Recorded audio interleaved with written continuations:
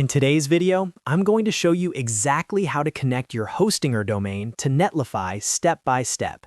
If you've built your website on Netlify but purchased your domain through Hostinger, you'll need to connect the two so your custom domain points to your live site. Don't worry, this process is straightforward, and I'll walk you through everything from adding your domain in Netlify to updating your name servers in Hostinger. Make sure to watch until the end so you don't miss any important settings. And if this tutorial helps you out, be sure to like this video and subscribe to the channel for more simple and practical web development guides. All right, let's get started. First, we're going to add your custom domain inside Netlify. Start by logging into your Netlify account and heading to your Netlify dashboard. From there, click on the site that you want to connect to your Hostinger domain. Once you're inside your site dashboard, look for the Domain Settings option. Click on Domain Settings to open the Domain Management panel for that specific site. Inside Domain Settings, click on Add Custom Domain. Netlify will prompt you to enter the domain name you want to connect. Type in your domain name exactly as you purchased it from Hostinger, for example, example.com. Then click Verify or Add Domain, depending on what Netlify shows. At this point, Netlify will display DNS configuration details.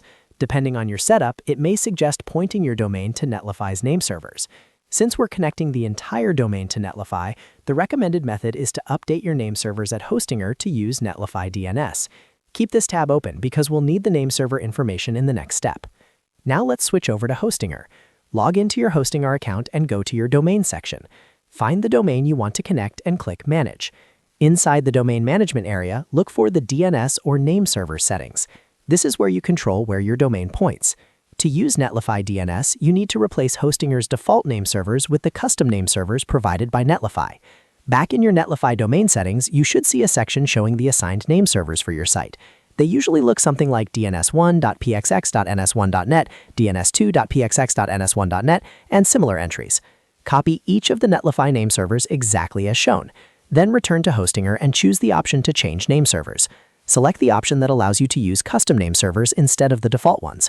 Paste the Netlify name servers into the fields provided, making sure there are no typos or extra spaces. Once you've entered all required name servers, click Save.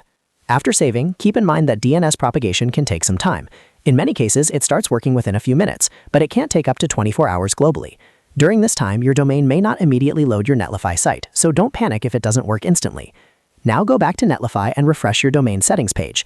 Netlify will automatically check whether your domain is correctly pointing to their name servers.